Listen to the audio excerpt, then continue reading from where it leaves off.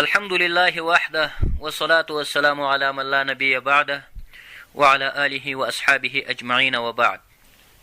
درنو او محترمو مسلمانانو، نن به موږ د قرآن کریم د تفسیر دوهمه برخه تاسو ته ارائه کو. هیله ده چې د پام وړ مو وګرځي. تېره برخه کې موږ او تاسې د وحی په باره کې خبره کړې وه او وحی مو 5 اقسامو ته ویشلې وه او د وحی د راتلو په ارتباط باندې معلومات ارائه کړي وو. اوس به د قرآن کریم د نزول په حالت باندې وغږیږو. دغه قرآن عظیم شان چې خدای جل جلاله دنیا ته رااستولی، نو ګورئ د قرآن کریم په ترتیب کې په سر کې بسم الله الرحمن الرحیم او په پای کې والناس دا ذکر سوي دي. نو په سر کې د قرآن کریم بې ده، یعنی د بې توری ده، د بې ټکی ده، او په والناس کې په پای کې سین ده. بې او سین چې سره یو ځای سي دا د بس معنا لري، یعنی دا معنا چې دا قرآن کریم د بشریت د چارو د تنظیم او د ترتیب لپاره دا په ژوند کې تر ورځې د قیامته پورې دا بس ده د انسان لپاره که سړی عمل پرې وکړي.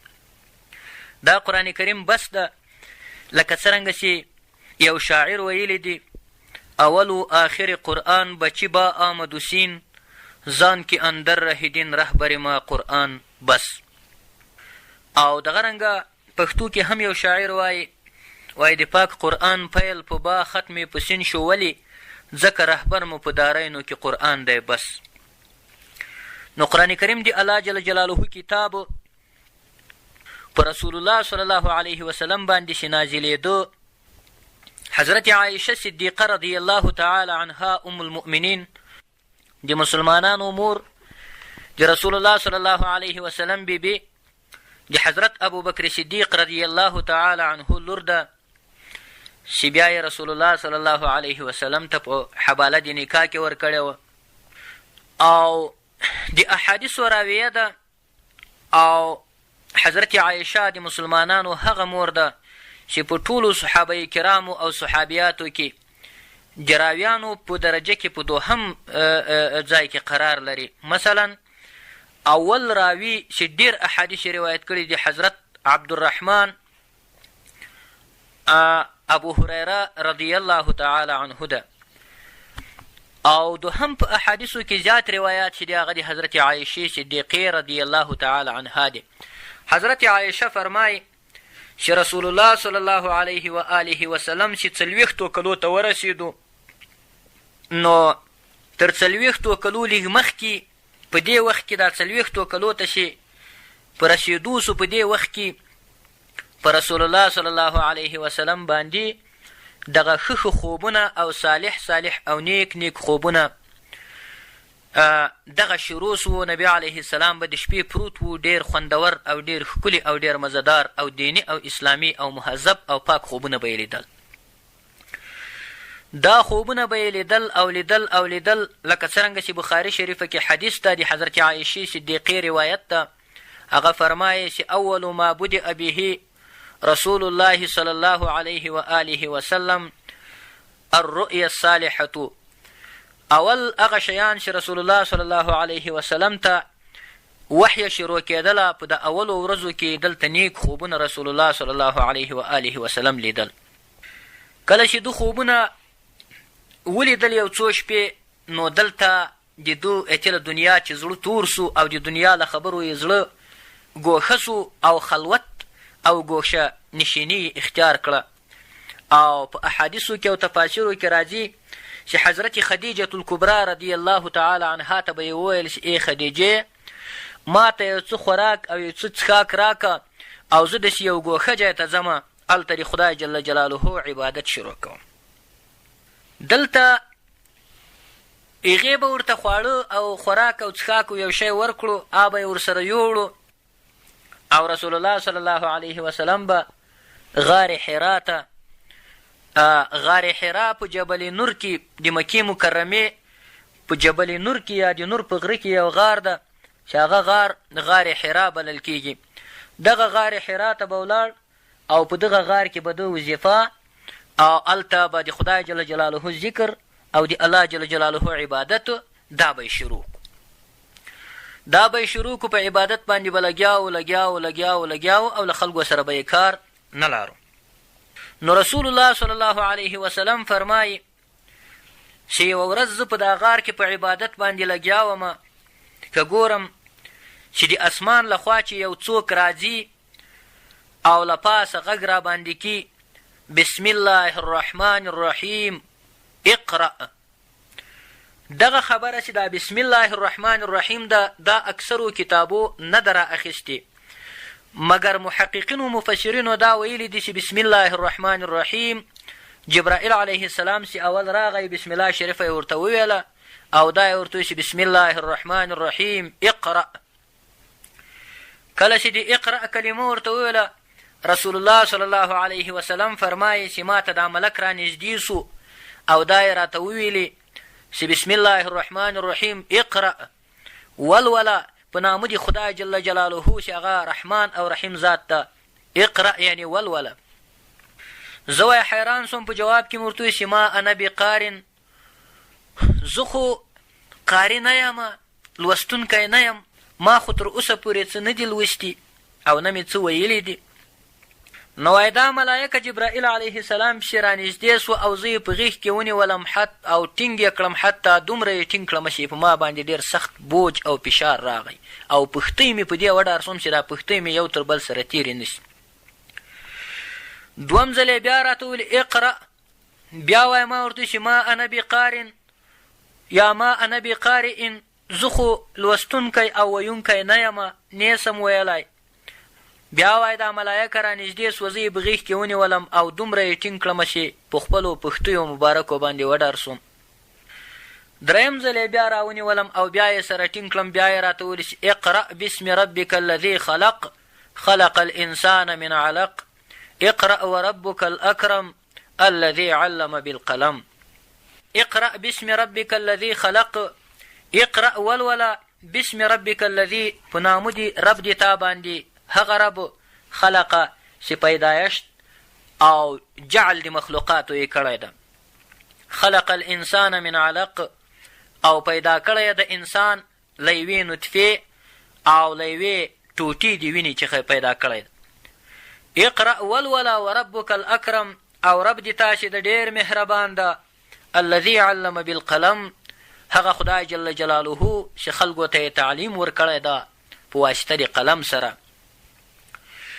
دغه څلور آیتونه د سورت علق، دغه څلور آیتونه تفاسیرو لیکلي دي چې اول دغه آیتونه رالو. دا آیتونه چې رالو، رسول الله صلی الله علیه و آله وسلم دغه آیتونه یاد کړو یا یې راواخیستو یا یې یاد سو. نو راغی، کله چې راغی دا چې اوس موږ هغه بیان کو د سیرت بیان چې بیا راغی خدیجې رضی الله تعالی عنها ته یې وویلې او بیا دی مریض سو او بیا دی د ده تبه سوه او بیا ده وویل چې زملوني، بیا چې ورقه بن نوفل ته ورغلو او بیا چې بیان ورته وکړو، بیا چې هغه ورته وویلې چې ته د خدای پیغمبر یې. دا موضوع درازیږي د تفسیر له موضوع چې بیا وځو د سیرت موضوع ته ځو، نو ځکه هم دا موضوع دلته پرېږدو. خو دغه څلور لومړني آیتونه د قرآن کریم دا را نازل سوي دي. اقرأ باسم ربک الذي خلق خلق الانسان من علق اقرأ وربك الاکرم الذي علم بالقلم. دغه څلور آیتونه د قرآن کریم اول ځل نازل سوي دي. دلته رسول الله صلی الله علیه وسلم چې راغی، چې خو د خدای جل جلاله پیغمبر سو، د پیغمبري دعوه یې وکړه، دا وحی را روانه وه، دغه وحی ورته راله. څلور آیتونه دي. نبي علیه الصلاة وتسلیم دغه آیتونه له ځانه سره یاد کړو. د خدای پیغمبر سو، 40 کال دی د پیدایشت او د میلاد مبارک د رسول الله صلی الله علیه وسلم ده. نبی علیه السلام ته یې ځکه کتابونو لیکلي چې په 40 کلني کې پیغمبري ورکړه چې په دې خاطر چې د محنتونو او د تکلیفونو او د زحمتونو برداشت ښه وکولی شي، په دې خاطر چې تر 40 کلو پورې سړی خامي او پوخ نه، کله چې 40 کال ته ورسیږي بیا که هر څومره تکلیف پې ورځي او زحمت پې ورځي، نو دی دا وایي دغه ژوند یې پوخي او دغه تجربه یې پخی، نو بس اتی دی د هغو په مقابل کې صبر او استقامت او مقاومت ښیي. نو نبي علیه السلام ته په 40 کال باندې پیغمبري ورکړه خدای جل جلاله. اوس دا خبره چې له هغه بعده بیا څه وسو، له هغه بعده بیا دلته نو آیتي وحی بنده سوه. نبي علیه السلام خلکو ته اعلان وکړو، خپله پیغمبري یې اظهار کړه، خلکو ته یې بیان وکړو او د نبوت دعوا یې وکړه، برحقه دعوا. نو دلته یتي وحی بنده سوه، وحی چې بنده سوه دلته به یتي رسول الله صلی الله علیه وسلم ته هغه ناموس یا هغه جبرائیل امین او هغه ملک چې د خدای جل جلاله استازی و او د محبوب او د خپل یار او د خپل عاشق او د خپل معشوق د الله جل جلاله پیغام او د خدای جل جلاله هغه خبره به یې ورته راوړله. دا خبرې یاتې په نبي علیه السلام باندې بندې شوې. دلته د سیرت کتابونو او تفاسیرو مختلف اقوال را نقل کړي دي چې مشهور قولونه یې دوه دي. یو قول دا ده چې 6 میاشتې په رسول الله صلی الله علیه وسلم باندې وحی بنده وه، او دوهم قول دا ده چې په نبي علیه الصلاة والتسلیم باندې وحی چې وه دا تقریبا په ده باندې 3 کاله بیا وحی بنده وه، بیا وحی را نغله. دلته د سیرت کتابونو او تفاسیرو لیکلي دي چې په دې وخت کې چې دغه وحی بنده سوه رسول الله صلی الله علیه و آله وسلم ته اتي پریشانی او اتي تکلیف او اتي زحمت دا ورته پیدا سو. دا چې ورته پیدا سو له ده سره دا فکر و چې څومره خوږې او څومره ښکلې او منظمې خبرې لوی خدای جل جلاله ماته راولېږلې. 4 خبرې وې، هره یوه خبره یې په یوه دنیا باندې ارزېدله او هره یوه خبره یې په زړه باندې داسې لګېدله لکه شکره او لکه خواږه شیان او ډېره خوندوره او د زړه لپاره ډاډ او اطمینان و. دا اطمینان خو را چې ولاړ وحی را باندې بنده سوه، حال نه راته معلومیږي چې واقعات څه ده. دلته کتابونو لیکلي دي چې رسول الله صلی الله علیه وسلم به زړه په تنګ سو او په تنګ سو او په تنګ سو. دا داسې مثال لري لکه یو څوک چې یو څوک په خوب باندې وویني یا یې په ویښه باندې وویني او دا ده ته ډېر محبوب او جالب معلوم سي او بیا له سترګو غایب سي، ځینې ورک سي، یا خو دا خوب یا تیر سي او دی راویښ سي، او یا په دا لیدلو کې دا نفر ځینې ولاړ سي او عاشق دغسې ناقراره او بېتابه پاته سي. نو په دې صورت کې دلته رسول الله صلی الله علیه وسلم چې روایت ده چې نبي علیه السلام به په دې شپو کې چې کله وحی بنده وه څه به یې کول، ولاړ به او له کوره به راووت او دښتې ته به ووت، بالاخره به غره ته پسې وخوت. او نبي علیه السلام فرمایي چې د ما به زړه دومره په تنګ سو چې د خپله سوچ او له پریشاني چې به داسې سومه چې فکر به مې وکړو چې راځه دا د غره سر ته وخیځه او د غره له سره بیرته ځان کته راخطا کړه تر څو چې دلته ومرې. کله چې به زه غره ته ور وختم چې د غره سر ته به رسېدلم، حضرت جبرائیل علیه السلام به د اسمان لخوا ډېر په تیزي او په چټکۍ سره راغی او ما ته به یې وویلې یا محمدو یا محمدو والله انک لرسول الله حقا. ای محمد صلی الله علیه وسلم د ما په خدای قسم ده چې بېشکه په حقه سره ته د خدای جل جلاله رسول او پیغمبر. کله چې به وایي دا خبر راته وکړه د ما زړه ته به بیا اطمینان او ډاډ او تسلا پیدا سوه او بیا به اتې له دا غره چې راکته سومه او غره ته خاتو او له غره چې کته ځان راغورځارول دا به مې پرېښول او تر خپل دې تصمیم او تر دې اراده به تېر سو. دا ورځې او دا شپې په دغه رقم پریشانۍ او غمونو او تکلیفونو کې را باندې تېرېدلې چې بالاخره بل وخت کې 3 کال یا دا معنا دی 3 کال په پای کې او یا د 6 میاشتې په آخر کې او یا د 6 میاشتې په آخر کې جبرائیل علیه السلام راغی او دا آیتونه یې راته راوړو.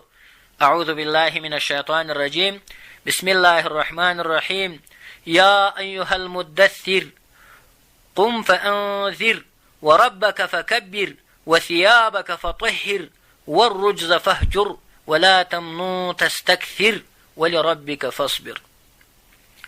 دغه آیتونه دوم ځل اتې چې وحی شروع سوې ده نو له دغې وروسته دغه آیتونه رالو یا ایها المدثر قم فانذر وربك فكبر وثيابك فطهر والرجز فهجر ولا تمنون تستكثر.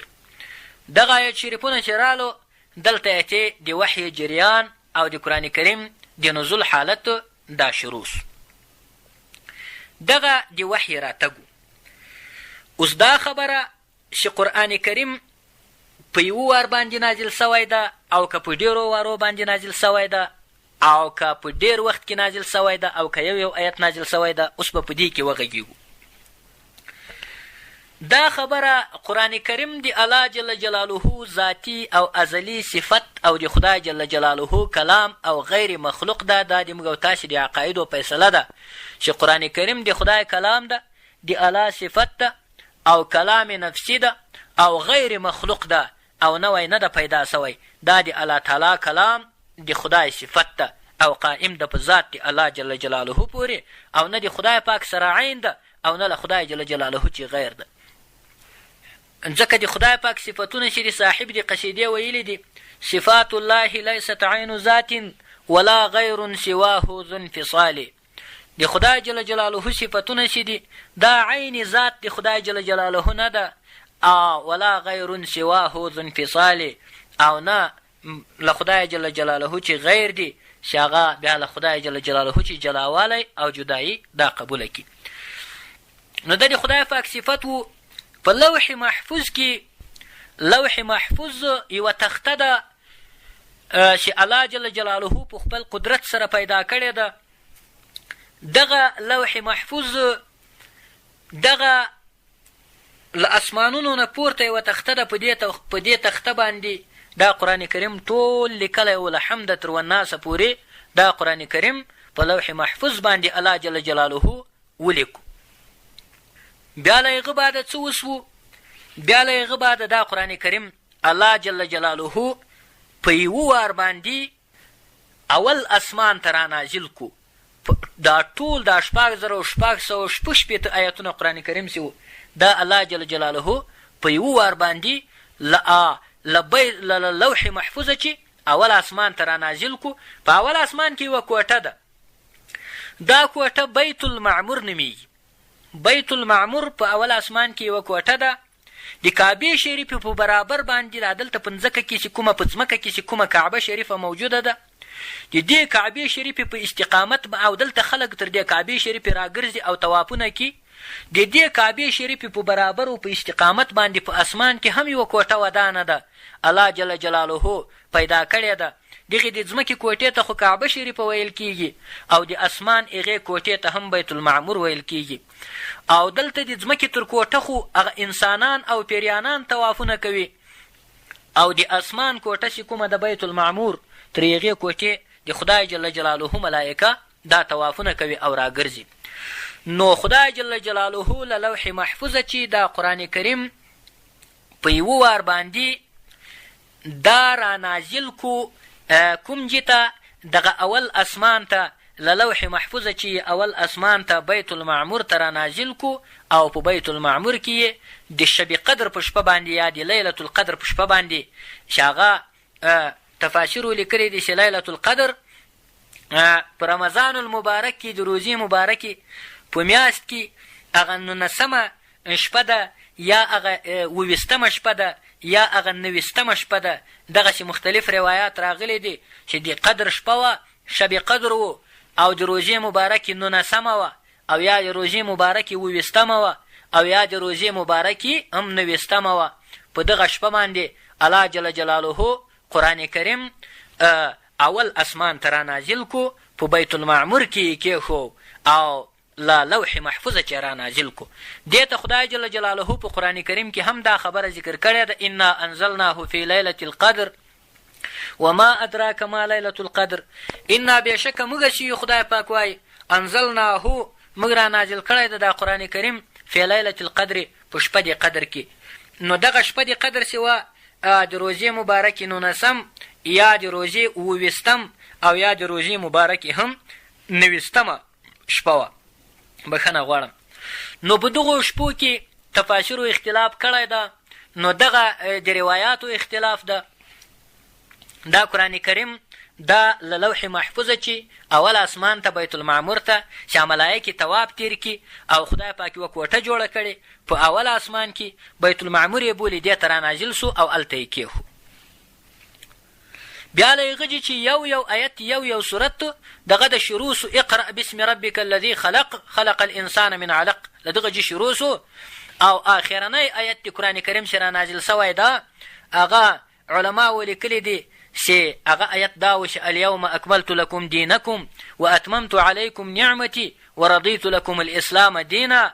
دغه آیت شریف اخرنی آیت ده، خو تر دغه هم اخرنی آیت چې ده او یو مخ اخرنی آیت چې ده په قرآن کریم کې د نزول هغه دا آیت شریف ده چې واتقوا یوما ترجعون فیه الی الله. واتقوا تاسې وویرېږئ ای انسانانو یوما له هغې ورځې چې ترجعون فیه الی الله چې تاسې به الله جل جلاله ته راجع کېږئ په هغه ورځ باندې. دغه آیت شریف بلکل تفاسیر ولیکلي چې اخرنی آیت ته د قرآن کریم چې رانازل سوی ده. اوس دا خبره دا قرآن کریم خو په 40 کال کې شروع سو، د نبي علیه السلام د عمر مبارک 40 کال و، نزول یې شروع سو په 63 کال باندې د نبي علیه الصلاة والتسلیم د عمر قرآن کریم هم ختم سو او نبي علیه الصلاة والتسلیم هم له دنیا چې رحلت وکړو او جامې یې بدلې کړې. بله دا خبره ده د رسول الله صلی الله علیه و آله وسلم پیدایشت هم د دوشنبې په ورځ په 12 یا په 8 د ربیع الاول باندې سوی ده او نبی علیه الصلاة والتسلیم ته چې قرآن کریم رانازلېدو هم په 12 یا په 8 د ربیع الاول باندې دا ورته رانازل سو. دا آیت شریف لومړی آیت راغی چې اقرأ باسم ربک الذي خلق. دا لومړني 4 آیتونه د سورت علق دا ورته راغلو او پاته سو له لوح محفوظه چې سي په یو وار نازلېدو بیت المعمور ته. هغه ما درته وایي چې شب قدر یا لیلة القدر شپه وه، د روزې مبارکې میاشت وه د رمضان المبارک، نو 9مه شپه یې وه یا یې 20مه شپه وه او یا یې هم 90مه شپه. اوس دا قرآن کریم ولې په یو وار باندې له لوح محفوظه چې اول اسمان ته بیت المعمور ته رانازل سو، په دې کې د خدای جل جلاله څه حکمت و؟ نو تفاسیرو لیکلی دي چې په دې کې حکمت دا و چې خدای جل جلاله قرآن کریم په ډېر عزت د ملکو په لاس باندې ورکو او ډېر شانداره مراسم یې په اسمانو کې ورته جوړ کړو او له هغه بعده یې قرآن کریم راواخیست او له لوح محفوظه یې راوړ او په بیت المعمور کې یې کېښو. په دې کې د خدای پاک او یوه کاپي په لوح محفوظ کې هم پاته سوه او بله کاپي یې راله، یعنې دا معنا بل نقل او بله نسخه یې راغله او دا کوم جې ته راورسېدله بیت المعمور ته په اول اسمان کې دغه جې ته راورسېده. نو په دې کې د خدای پاک حکمت دا و چې ملایکو ته د دې قرآن کریم زور ورښکاره کړي او د دې قرآن کریم عزت ورښکاره کړي او دا په فکر کې ورکړي ملایکو ته چې دا قرآن کریم چې به دومره شاندارو مراسمو باندې راغی او راورسېدو او په بیت المعمور کې کېښودل سو، نو معلومه ده چې دا د خدای جل جلاله اخرنی کتاب ده او د الله تعالی عظیمه تحفه ده چې خپلو مخلصو مسلمانو بندګانو او خپلو هغه انسانانو ته چې عقل و شعور یې ورکړی هغو ته یې د هدایت لپاره ورلیږي. نو په دې کې د خدای پاک حکمت دا و چې د قرآن کریم عزت او شرافت دا ملایکو ته هم وروښیي او ورمعلومېږي. دا خو ځکه په یو وار باندې ټول راغی بیت المعمور ته او له بیت المعموره چې سوکه په کراره په 23 کاله کې خدای جل جلاله قرآن کریم دا راولېږل. داسې په 23 کاله کې ولې راولېږل او ولې داسې نه وکړو خدای جل جلاله چې دا قرآن کریم په یو وار باندې دفعتن ټول قرآن کریم په یو وار باندې رسول الله صلی الله علیه وسلم باندې نازل کړي، لکه څرنګه چې په یو وار باندې 10 لکه آیته تورات په 40 شپو شواروزو کې حضرت موسی علیه السلام ته ورکړی و. په 40 شواروزه کې یې 10 لکه آیته تورات موسی علیه السلام ته ورکو او په 23 کاله کې یې 6666 آیتونه په رسول الله صلی الله علیه وسلم باندې نازل کړو. په دې کې د خدای جل جلاله حکمت دا څه و؟ نو دلته تفاسیرو لیکلي دي چې یو حکمت خو دا و پکې چې له موسی علیه السلام سره حضرت هارون علیه السلام خدای جل جلاله د وزیر په توګه باندې مقرر کو او موسی علیه السلام یې پې باندې قوي کو او پې تقویه یې کو. موسی علیه السلام زړه تم و، په یو وار باندې ټول تورات پې نازل کو. نو د دې په خاطر باندې چې د ده زړه تم و او کومه پریشاني او تنهایي یې نه احساسوله. او رسول الله صلی الله علیه وسلم خو له مور او پلاره یتیم او یسیر پاته سوی و، او هغه مخلص تره چې کوم د ده او په ده باندې مشفق و ابو طالب هغه هم تللی و، او د ده هغه مخلص نیکه چې عبدالمطلب و هم تللی و. د ده هغه مخلص او نیکه بیبي حضرت خدیجة الکبرا رضی الله تعالی عنها دغه هم یاتي بیا تله په دې خاطر باندې چې دا خو بیا وروسته زر وفات سو، ابو طالب هم وروسته زر وفات سو. نو عبدالمطلب خو وفات سوی، دی لا پیغمبر نه و چې وفات سوی و. نو دلته خبره دا وه چې خدای جل جلاله په 23 کاله کې ځکه قرآن کریم پې نازل کو. قرآن کریم چې دغه جبرائیل علیه السلام به بار بار رسول الله صلی الله علیه وسلم ته راځي او ده ته به اطمینان، دا د جبرائیل علیه السلام راتګ به ده ته یو اطمینان، یو ډاډ به یو تسلا به او یو تسکین به او یو آرام به. جبرائیل علیه السلام ته به رسول الله صلی الله علیه وسلم د اخي په لفظ باندې خطاب کو، او جبرائیل به هم ورته ویلی یا اخي، ای د ما وروره. نو دلته خبره دا ده چې مقصد دغه 23 کاله جبرائیل علیه السلام نبي علیه السلام ته راغی، وحی یې راوړه بیرته ولاړ، وحی یې راوړه بیرته ولاړ. نو نبي علیه السلام به زړه پې تم و. یوه وجه خو دا وه. دومه وجه دا وه چې د رسول الله صلی الله علیه و آله وسلم موسی علیه السلام چې کوم و هغه یو لوسته انسان و او خط یې زده و او کتابونه یې لیکلی سوای او کتابونه یې لوستلی سوای او کوم بوج او تکلیف نه و ورته. او پاته سو رسول الله صلی الله علیه وسلم، رسول الله صلی الله علیه وسلم امی و او څه لیک او لوست یې نه و کړی. لکه څرنګه چې یو شاعر ویلی دی، وای نگار من که به مکتب نرفت و خط ننوشت، نگار من که به مکتب نرفت و خط ننوشت، به غمزه مسئله آموز و صدر مدرسه شد. وای د ما معشوق او د ما جانان چې مکتب ته هم نه ولاړ او خط یې هم ونه لیکو او لیکنه یې هم نه وکړه، خو د سترګو په رپ کې د مسائلو پوهېدونکی او د یوې مدرسې د اسلام د مقدس دین د مطهرې او مهذبې مدرسې صدر د مدرسینو ځینې جوړ سو. د ټولو صحابه کرامو، صحابه کرام هر صحابي داسې حیثیت لرو لکه یو مدرس، او رسول الله صلی الله علیه وسلم د صحابه و رهبر و او داسې معنا یې لرله لکه صدر المدرس، یعنی هغه مشر د استادانو. نو نگار من که به مکتب نرفت و خط ننوشت، به غمزه مسئله آموز صد مدرس شد. وای نگار د ما، هغه معشوق د ما چې مکتب ته هم نه ولاړ او خط یې هم ونه لیکو، مګر د سترګو په رپ کې سلو مدرسینو ته هغه مسئلې ورزده کولې. دا رقم د خدای جل جلاله محبوب و. نو نبي علیه السلام ته که په یو وار باندې ټول قرآن کریم دفعتا نازل کړی وای او ورکړی وای، نو حضرت نبي علیه الصلاة وتسلیم باندې بوج کېدو، دی پې په عذابېدو، په دغه خاطر باندې خدای جل جلاله احسانا او د کرم له وجې او د مهرباني له وجې او د ډېر زیات احسان له وجې په رسول الله صلی الله علیه وسلم باندې یو آیت، یو صورت او لیگ او کم او په اندازه د هغه ضرورت خلکو باندې دغه آیتونه پې نازلول. جبرائیل علیه السلام به ورته راتو، ده ته به اطمینان ورکاوه او ده ته به یې دا ویلې چې ای د خدای جل جلاله پیغمبره، د خدای د دین له دښمنانو څخه مه ډارېږه. نو په دې خاطر باندې خدای جل جلاله په 23 کاله کې دغه لوی نعمت عظما او دغه معجزه کبرا او دغه عظیم اعجاز دا په ده باندې تام کو او په ده باندې بشپړ کو او دنیا ته یې راولېږو. او اوس د خدای جل جلاله کلام ده او موږ او تاسې یادوو، حفظ کوو او موږ او تاسې پند او نصیحت و عبرت ځینې اخلو. نن حضراتو د تفسیر د پیل دغه دوهمه برخه دغومره بس ده چې نن موږ او تاسې د قرآن کریم په نزول کې وغږېدلو. بیا به په بله خپرونه کې انشاءالله موږ او تاسې په مکی او مدني آیتونو باندې او بیا په نورو موضوعاتو باندې غږېږو. اقول قولي هذا استغفر الله لي ولكم اجمعين.